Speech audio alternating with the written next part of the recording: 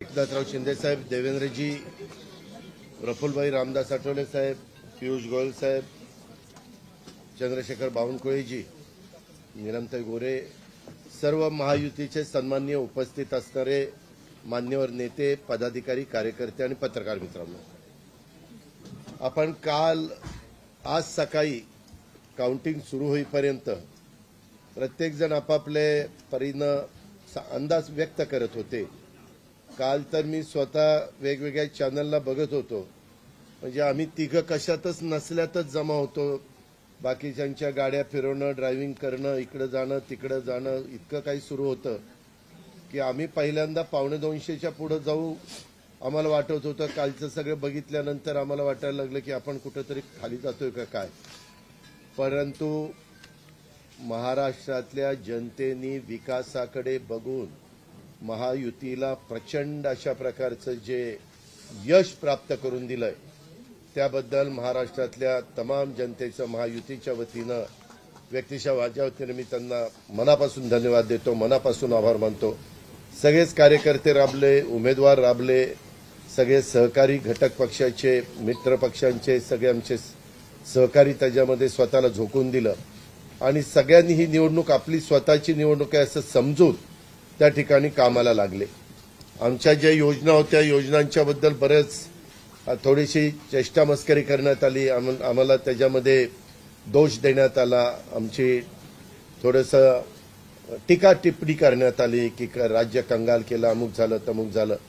परंतु नंतर त्यांचे जाहीरनामे बाहेर आल्यानंतर आम्हाला ते दिसलं की हे काय चाललेलं आहे, कसं चाललेलं आहे, कुठलाही हिशोब न ठेवता अशा प्रकारचे जाहीरनामे बाहेर आले आणि आपण सगळ्यांनी त्या ठिकाणी पाहिलं। आम्ही मुळात काय केलं, लोकसभेच्या निवडणुकीच्या निमित्तानं आम्हाला मोठं अपयश आलं। म्हणजे महाराष्ट्रामध्ये आम्हाला तिघांनाही वाटलं नव्हतं की बाबा अशा प्रकारचं आपल्याला अपयश मिळेल, परंतु ते मिळालं, आम्ही ते मान्य केलं। त्याच्यातून आम्ही पुन्हा सावरण्याचा प्रयत्न केला। अर्थसंकल्प सादर करत असताना आम्ही सरकारमध्ये तिघांनी मिळून काही योजना जाहीर केल्या। त्या योजना इतक्या पॉप्युलर झाल्या, त्याच्यामध्ये लाडकी बहिणा म्हणजे गेम चेंजरच ती योजना झाली। अंडरकरंट असा का बहिणींनी दाखवला की मी सगळे उताने पडले, सगळे आडवे झाले। हे माझं स्वतःचं स्पष्ट मत आहे, प्रत्येकाची वेगवेगळी मतं असू शकतात आणि उलट आमच्यावर आता जबाबदारी वाढलेली, कारण एवढ्या प्रचंड बहुमताने, म्हणजे मी तर जसा राजकारणात आलोय तसं 222 आणि 225 महायुतीला किंवा कुठल्याही आघाडीला महाराष्ट्रामध्ये तरी कधी असं यश मिळालेलं माझ्या तरी पाहण्यात नाही, माझ्या तरी ऐकवत नाही। कदाचित पूर्वीचा काळ वेगळा काँग्रेसचा असेल, त्यावेळेस कधी झालं असलं तर माहिती नाही, परंतु बाकीचे विरोधक नगण्य होते त्यावेळेसची गोष्ट। परंतु अलीकडच्या काळामध्ये जसं आम्हाला समजतंय तसं तर एवढं प्रचंड यश हे पहिल्यांदाच मिळालेलं यशाने आम्ही हुरळून पण जाणार नाही आणि आम्ही अतिशय जमिनीवर पाय ठेवून आता म्हणजे जसे जसे ते आकडे आम्हाला दिसत होते तसे तसे तसे फायनान्सच्या गोष्टी माझ्या डोळ्यासमोर येत होत्या।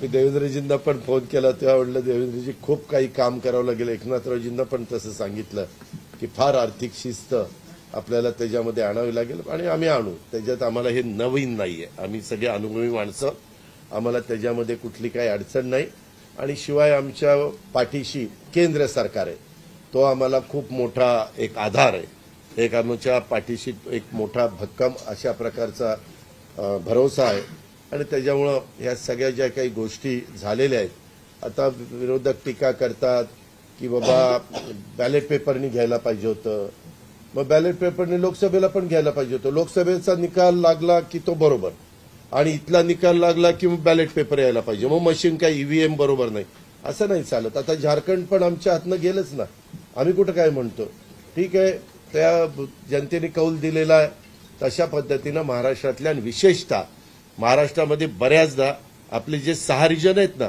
मराठवाडा, विदर्भ, पश्चिम महाराष्ट्र, कोकण, मुंबई, अशा सगळ्या वेगवेगळ्या रिजनमध्ये, नाशिक, सगळीकडेच तुम्ही बघितलं तर सगळीकडे महायुती जोरात चालली।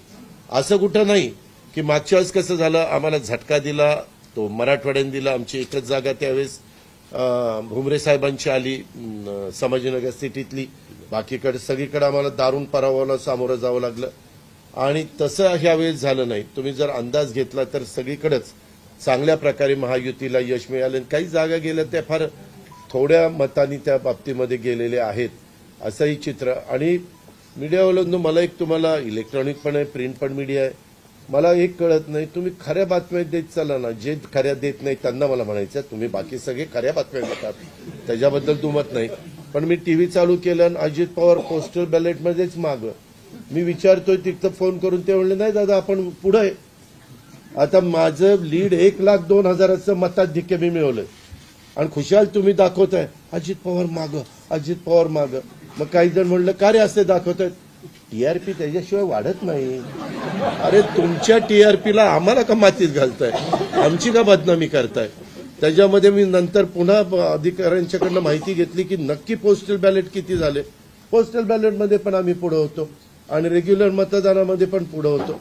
सांगायचं तात्पर्य की बाबा तुमच्यावर सगळ्या चॅनलवर जनतेचा एवढा विश्वास आहे, म्हणजे विश्वास नाही ते सकाळच्या 9 वाजताच्या भोंग्यावर विश्वास नाही, पण बाकीच्यांवर फार विश्वास आहे.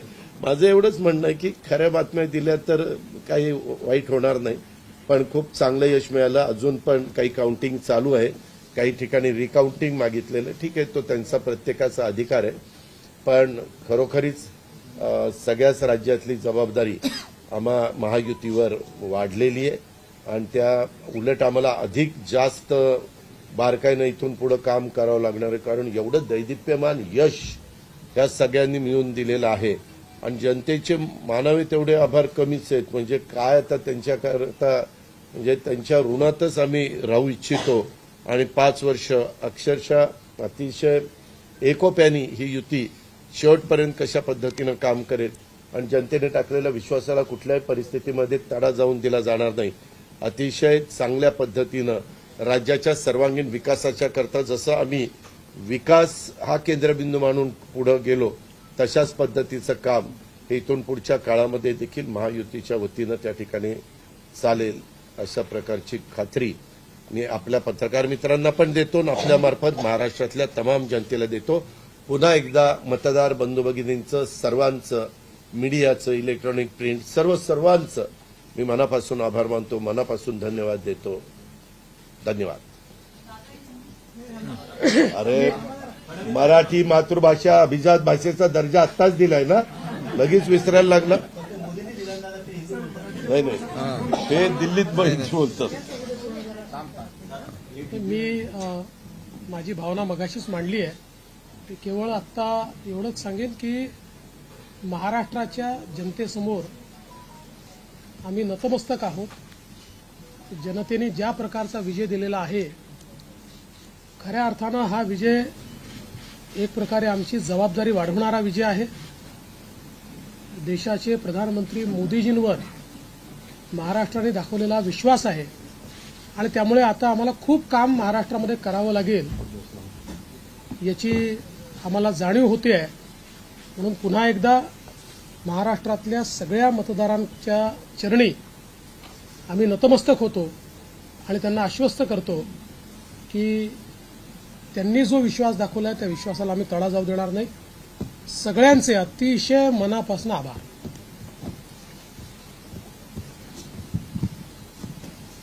खरं म्हणजे आजचा हा महाराष्ट्रातला ऐतिहासिक दिवस आहे आणि ऐतिहासिक विजय देखील आहे. आतापर्यंतच्या अनेक वर्षांच्या निवडणुका आपण पाहिल्या, परंतु ही निवडणूक लोकांच्या हातात घेतली अशा प्रकारची निवडणूक होती. म्हणजे लँडस्लायडिंग जो काही विक्ट्री आपण म्हणतो ऐतिहासिक, म्हणजे याला काय शब्द वापरायचे मला कळत नाही, परंतु लोकांनी मतांचा, प्रेमाचा वर्षाव महायुतीवर केला. कारण लाडकी बहीण असेल, लाडका भाऊ असेल, लाडका शेतकरी असेल, एकंदरीत सगळ्याच घटकातल्या लोकांनी यावेळेस महायुतीवर प्रेम दाखवलं आणि त्यामुळे मी सगळ्या मतदारांना मनापासून धन्यवाद देतो आणि त्यांना एवढ्या मोठ्या ऐतिहासिक विजयासाठी साष्टांग दंडवत घातला पाहिजे अशा प्रकारचं काम मतदारांनी केलेलं आहे. खरं म्हणजे गेल्या 2-2.25 वर्षामध्ये मी देवेंद्रजी, अजितदादा आम्ही जे काम केलं या राज्यामध्ये की शिवसेना, भाजपा, राष्ट्रवादी, आरपीआय, आमचे आठवले साहेब इकडे आहेत आणि आमचे इतर घटक मित्रपक्ष आणि जे निर्णय आम्ही घेतले ते निर्णय आतापर्यंतच्या इतिहासामध्ये न भूतो न भविष्यते असे होते. म्हणजे एकीकडे विकास केला आम्ही, डेव्हलपमेंट म्हणजे जे 2.5 वर्षात महाविकास आघाडी सरकारने जी काही कामं बंद पाडली होती, स्पीड ब्रेकर टाकले होते, सगळी कामं थांबवली होती. तुमच्या काळातली जी कामं जसं महाविकास आघाडीचं सरकार 2019ला आलं त्यानंतर ती सगळी कामं बंद पाडली, त्याला स्टे दिले आणि ते स्टे आम्ही सगळे काढले आणि कामं सुरू झाली. मग अटल सेतू झाला, समृद्धी झाला, आपला कोस्टल झाला आणि मेट्रो झाली, कारशेड झालं आणि मोदी साहेबांच्या शुभ हस्ते त्याचं आम्ही उद्घाटनही करू शकलो. ज्याचं भूमिपूजन मोदी साहेबांनी केलं त्याचं उद्घाटन करण्याचे भाग्य आम्हाला मिळालं आणि त्यामुळे कामाला आम्ही प्राथमिकता दिली, विकासाला आम्ही प्राधान्य दिलं आणि आम्ही त्यामध्ये एकच डोळ्यासमोर ठेवलं की या राज्याचा सर्वांगीण विकास. आणि राज्याचा सर्वांगीण विकास करत असताना सर्व घटकांना आम्ही समोर ठेवलं आणि पाहिलं की जे 2.5 वर्षामध्ये जी कामं त्यांनी थांबवलेली आणि 2.5 वर्ष त्यांनी जे सगळं बंद पाडलं होतं ते किती वेगाने आम्ही सुरू करू शकलो याचं समाधान आणि आनंद आम्हाला आहे. कारण त्याचे तुम्ही ते फळं पाहत आहे. सगळी लोकांना आपण मेट्रो दिली, समृद्धी दिलं, अटल सेतू दिला, कोस्टल दिलं, लोक तो वापरू लागले. आणि त्याचबरोबर दुसरीकडे कल्याणकारी योजना आम्ही केल्या. कल्याणकारी योजनेमध्ये लाडकी बहीण, मुख्यमंत्री लाडकी बहीण योजना, त्यानंतर मग लाडका भाऊ केला आम्ही, युवा प्रशिक्षण योजना केली, 3 गॅस सिलेंडर दिले, त्यानंतर वयोश्री योजना केली, शेतकऱ्यांची आम्ही योजना केली, शेतकऱ्यांना वीज बिल माफ केलं, शेतकऱ्यांचं जे 7.5 HP पंपाच्या 3, 5, 7.5 आणि त्या पंपाचं वीज बिल माफ केलं. शेतकऱ्यांना आम्ही 2.5 वर्षामध्ये, 2.25 वर्षामध्ये आतापर्यंतच्या इतिहासामध्ये जेवढा मोबदला दिला नव्हता 15,000 कोटी रुपये तो दिला. त्यांच्या योजनांसाठी 45,000 कोटी रुपये. म्हणजे एकंदरीत कल्याणकारी, मी डिटेलमध्ये जात नाही त्याच्यामध्ये, पण एकीकडे विकास,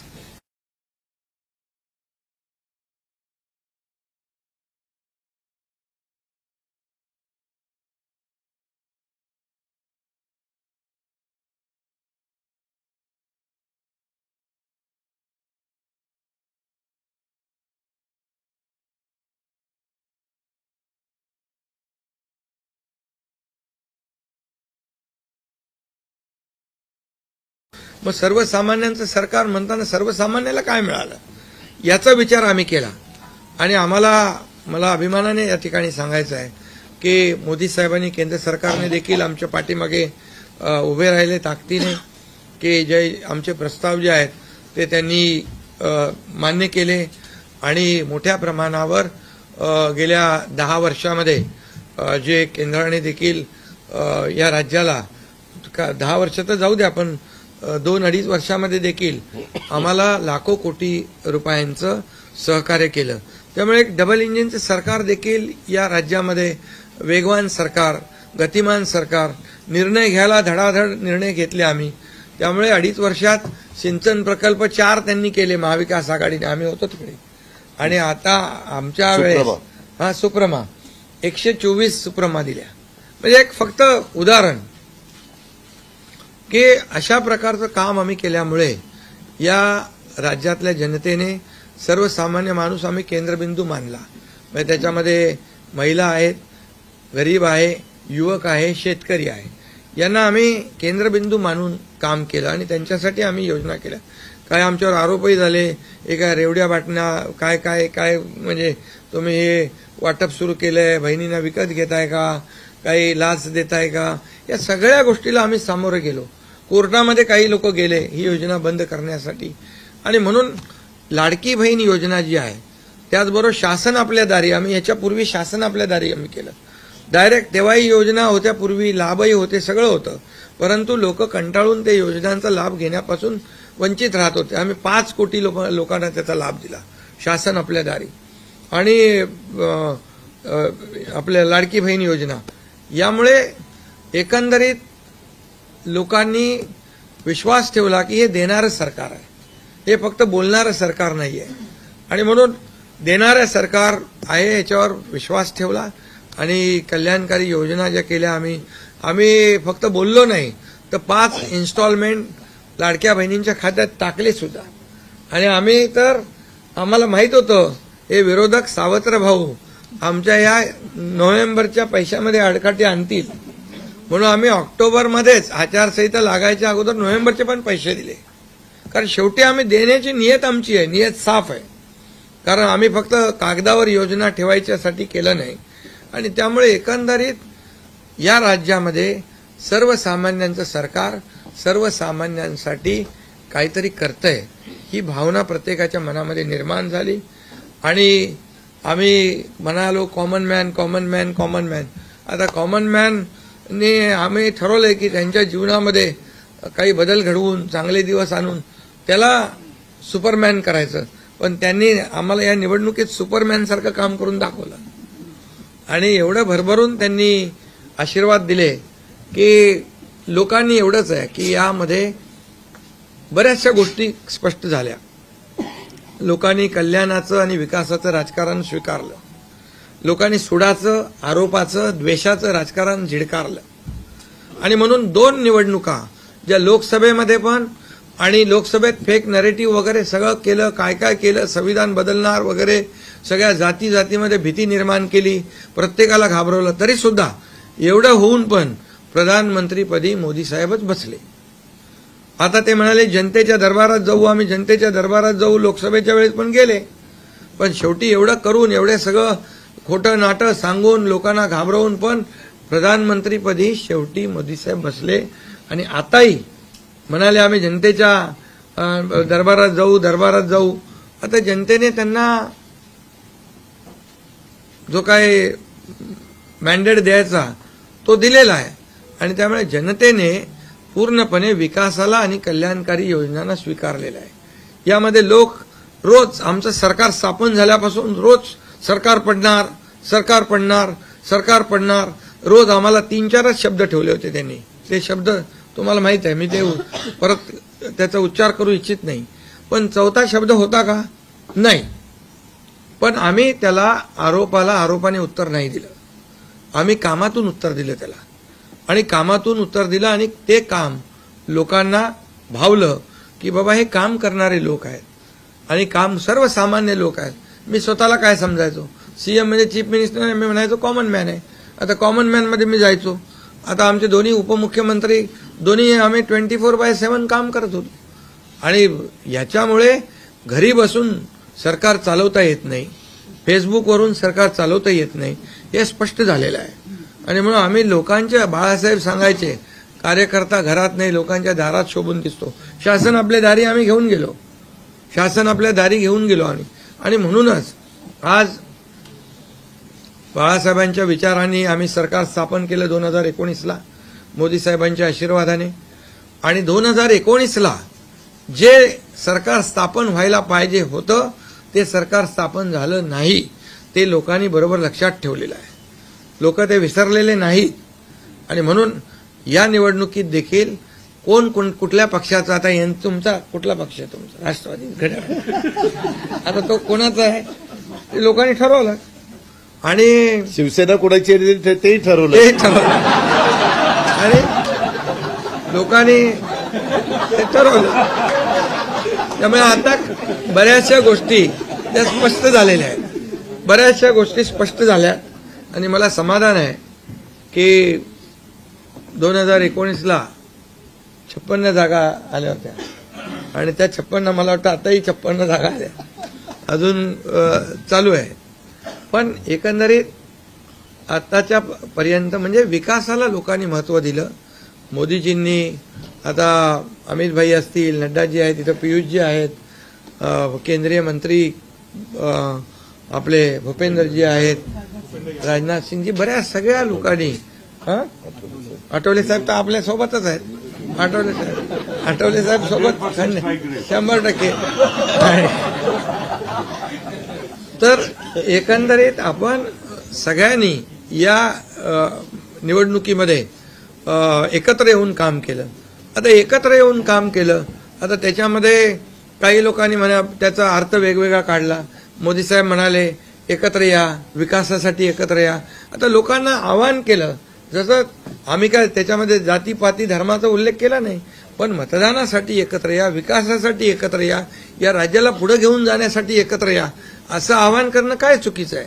आणि लोकांनी ते एकत्र येऊन एकजुटीचं दर्शन या निवडणुकीमध्ये घडवलं आणि मतांची टक्केवारी वाढली, मतदानाची टक्केवारी वाढली, महिलांच्या आमच्या लाडक्या बहिणींच्या टक्केवारी वाढली. आतापर्यंत महिलांचं टक्केवारी कमी असायची पुरुषांपेक्षा, पण यावेळेस ती टक्केवारी जास्त आहे.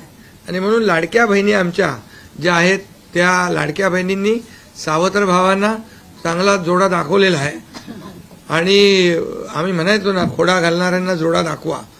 तर एकंदरीत ही निवडणूक जी आहे, ही निवडणूक विकासाच्या अजेंड्यावर, कल्याणकारी योजनांच्या ह्याच्यावर आणि जे विचार आहेत, आज आमचे शिवसेना म्हणून बाळासाहेबांचे विचार आहेत, दिघे साहेबांची शिकवण, मोदीजींची जे काही जो त्यांचा सपोर्ट आहे, केंद्राचा सपोर्ट आहे, या सगळ्या गोष्टी ज्या आहेत या निवडणुकीमध्ये कामी आले. शेवटी लोकांना काय पाहिजे? लोकांना शिव्याशाप नको आहे, लोकांना आरोप प्रत्यारोप नको आहे, लोकांना सुडाचं राजकारण नको आहे.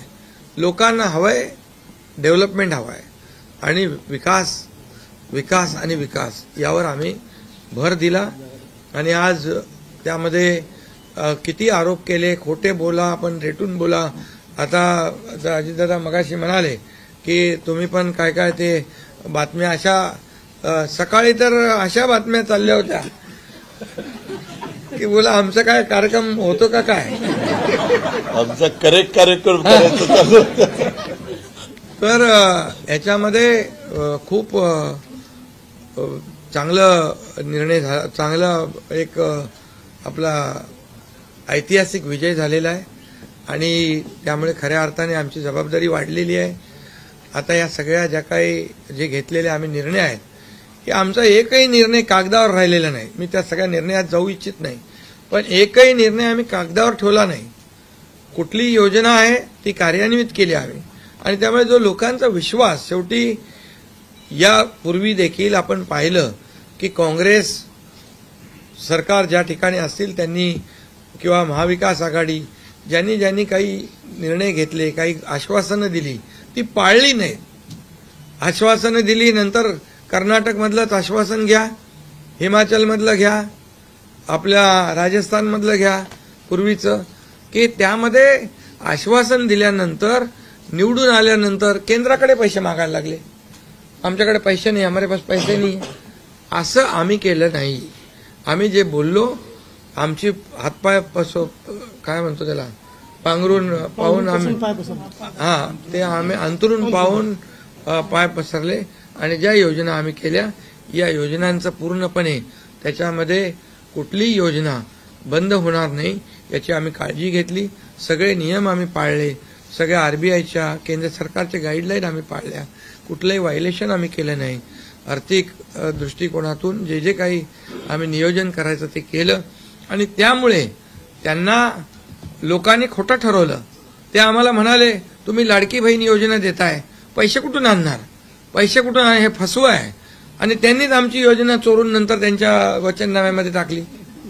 मग तुम्ही कुठून आणणार? म्हणजे लोकांना कळलं की हे फक्त बोलतायत, करणार नाहीत आणि विश्वासाचा भाग आहे. आम्ही 2-2.5 वर्षामध्ये जे करून केलं ते लोकांसमोर आहे. आम्ही कुठलंही काही याच्यामध्ये लपवाछपवी केली नाही. जे आहे ते स्पष्टपणे आम्ही मांडलं लोकांच्या समोर, लोकांच्या दरबारामध्ये आम्ही गेलो आणि लोकांना काम आवडतं, लोकांना विकास पाहिजे, लोकांना कल्याणकारी योजना पाहिजेत, ते आम्ही देण्याचा प्रयत्न केला आणि विकासाकडे या राज्याला नेण्याचा आम्ही प्रयत्न केला. यामध्ये केंद्राचा आम्हाला खूप मोठ्या प्रमाणावर सपोर्ट मिळाला. 10 वर्षामध्ये मी तो आकडा अगोदर पण मी सांगितला होता. मनमोहन सिंग प्रधानमंत्री होते, 10 वर्षात राज्याला त्यांनी 2 लाख कोटी दिले, पण यावेळेस 10 वर्षामध्ये मोदीजींनी 10 लाख कोटी दिले.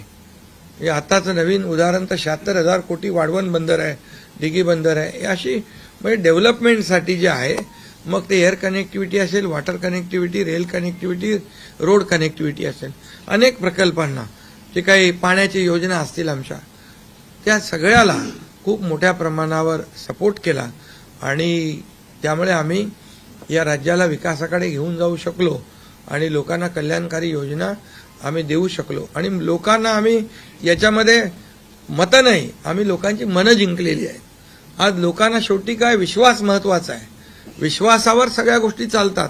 तुम्ही काही सांगा आणि नंतर त्या हात वरती करा, अशा प्रकारचं काम आमच्याकडून झालं नाही. आणि त्यामुळे आम्ही काम करणारे लोक आहोत, कार्यकर्ते आहोत आणि म्हणून आम्ही 24/7 काम केलं. जेव्हा जेव्हा शेतकरी अडचणीत आला तेव्हा तेव्हा त्याच्या मागे आम्ही उभं राहिलो, त्याला वाऱ्यावर आम्ही सोडलं नाही. आणि त्यामुळे जो जो सर्वसामान्य घटक जेव्हा जेव्हा अडचणीत आला त्याच्या मागे आम्ही उभं राहण्याचं काम केलं. त्यामुळे एक प्रकारचं हे सरकार जे आहे, एक पाठीराखा सरकार, एक सरकार जे आहे हे सर्वसामान्याला न्याय देणारं सरकार आहे. जनतेच्या पाठीमागे ताकदीने उभं राहणार सरकार आहे. जसं आमच्या मागे केंद्र सरकार ताकदीने उभं राहिलं तसं आम्ही जनतेच्या मागे उभे राहिलो आणि म्हणूनच आम्हाला हा असा प्रचंड दैदिप्यमान हा विजय मिळालेला आहे. आणि आम्ही या विजयाचं श्रेय जे आहे आमच्या मतदारांना देतो, जनतेला देतो. जे आमचे महायुतीचे सर्व कार्यकर्ते आहेत त्यांनी मेहनत घेतली आहे त्या सगळ्यांना देतो. आणि म्हणूनच यापुढे जे काही काम आहे या जनतेच्या हितासाठी करणं एवढंच आमची जबाबदारी आहे. त्यामुळे पुन्हा एकदा मी आपल्या सगळ्या पत्रकारांना मनापासून धन्यवाद देतो, आपलेही आभार मानतो. आणि आता इथून पुढे तुम्ही खऱ्या चांगल्या बातम्या दिल्या तर तुमचा TRP वाढत जाईल. आमचे प्रकल्प जे आम्ही सुरू केलेत त्याच्या बातम्या द्या, लोकांच्या फायद्याचे जे प्रकल्प आहेत त्याच्या बातम्या द्या. देवेंद्र जी, वाचाळवीरांच्या बातम्या देऊ नका. देवेंद्र जी, एक सवाल ये है कि महाराष्ट्र में पिछले कुछ समय से जाति जाति में लगातार एक दंगा फैलाने की कोशिश हो रही थी. क्या स्थिर सरकार को लेकर कि मैंडेट है क्या? दूसरा, वोट जिहाद शब्द आपने इस्तेमाल किया था, इस बार भी ऐसी कोशिश कई जगहों पर हुई थी, उसको कैसा जवाब? मुझे ऐसा लगता है कि प्रधानमंत्री जी ने एक जो नारा दिया था, एक है तो सेफ है, सब समाज को साथ में लाने वाली जो बात प्रधानमंत्री जी ने कही थी, महाराष्ट्र के लोगों ने उसको रिस्पॉन्ड किया है और महाराष्ट्र के सभी समाजों ने एक साथ मिलकर एक बड़ा मैंडेट हमको दिया है. मुझे लगता है कि आज निश्चित रूप से जो लोग तुष्टीकरण की राजनीति करना चाहते थे, जो डिविजिव पॉलिटिक्स करना चाहते थे, उनको करारा जवाब जनता ने ही दिया है और प्रधानमंत्री जी की बात को लोगों ने यहाँ पर एक्सेप्ट किया. आप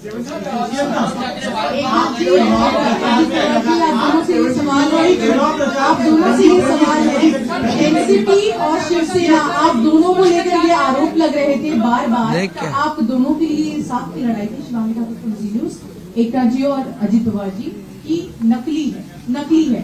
क्या आपको लगता है आज के बाद ये आरोप अब जनता ने जवाब दे दिया है, आपकी ओर से क्या जवाब दिया जाएगा? क्योंकि असली और नकली का फैसला जनता ने दिखाया ना. अभी आपने पहले ही बोल दिया ना. नहीं, आपकी ओर से जानना चाहते हैं क्योंकि देखिए बार-बार नहीं, देखिए जनता ने आज बता दिया है, असली नकली में मैं जाऊंगा नहीं, लेकिन बाला साहब ठाकरे जी की विचारधारा वाली जो शिवसेना है, शिवसेना भाजपा की गठबंधन वाली जो शिवसेना है, एक विचारधारा वाली शिवसेना, आज लोगों ने तय कर लिया है कौन है, मैंडेट दिया है लोगों ने. आज अभी तो मुझे लगता है वो तो अभी उनको तो हम कैसे रोकेंगे, वो तो और कुछ ना कुछ बोलते रहेंगे, लेकिन जनता की अदालत में जाने के बाद उनको भी दिखाया है और हमें भी दिखाया है. फोड़ा गया है। ईवीएम का देखो, अभी झारखंड में ईवीएम अच्छा है क्या? झारखंड में, कर्नाटक में ईवीएम अच्छा था। जब भी अभी वो लोग पहले जब जीतने के बाद बोलते ईवीएम अच्छा है, इलेक्शन कमिश्नर अच्छा है, वो लोग तो सुप्रीम कोर्ट तक तो उनको सलाह मशवरा देते हैं उनको। वो जो यंत्रणा उनके बाजू से, मतलब उनके फेवर में रिजल्ट आते अच्छी है। अभी तो वोटर लिस्ट पे भी उन्होंने ऑब्जेक्शन लिया था। तो जब हार जाते हैं तो बोलते ये यंत्रणा खराब है, जीतते तो बोलते अच्छा है। ऐसा कैसा है?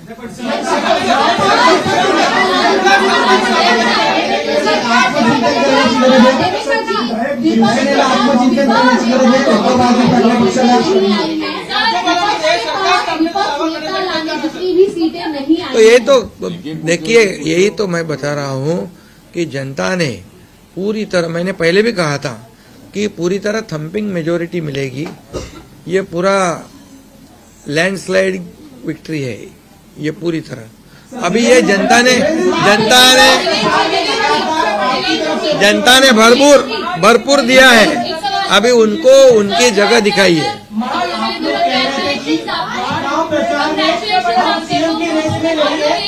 एक ही मुख्यमंत्री बनने वाला है, ऐसे में आप तीनों में कुर्बानी कौन देगा, इसको लेकर थोड़ा बताइए।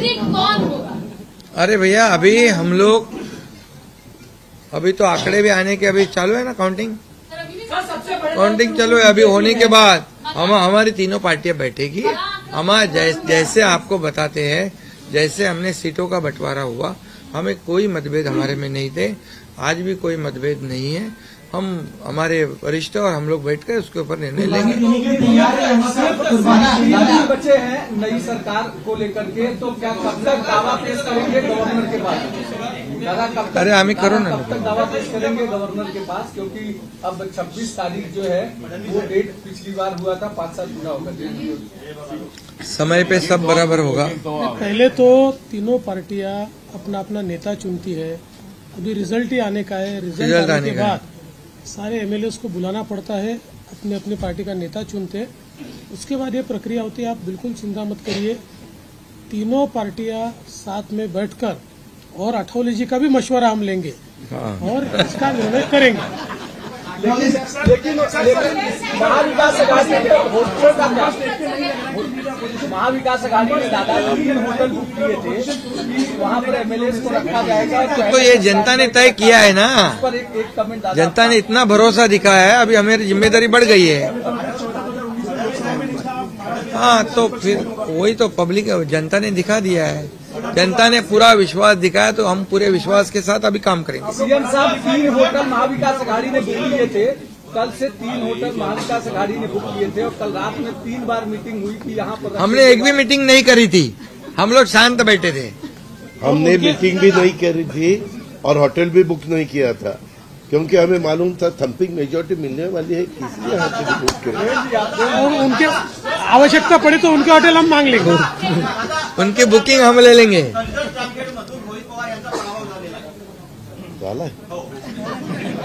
नाही बरेचसे झालेत ना, काँग्रेसचे मोठे बाळासाहेब थोरात आणि काय काय पृथ्वीराज चव्हाण, बहुत से लोगों का हुआ है।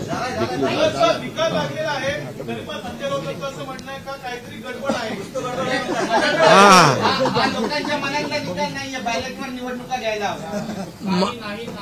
संजय राऊत बरोबर आहे।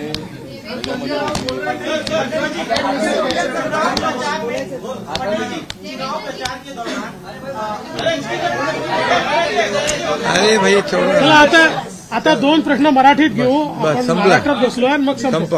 2 प्रश्न मराठी। अरे जाने दो ना संजय, एक ही सवाल है क्या? आपका सवाल खत्म हुआ? सवाल खत्म? असं म्हणतायत की बॅलेट पेपरवर निवडणुका घ्या, ईव्हीएमचा निर्णय माहीत नाही। पुन्हा एकदा तुम्हाला विचारतो, संजय राऊत कोण? ईव्हीएमचा निर्णय मान्य आहे। चला.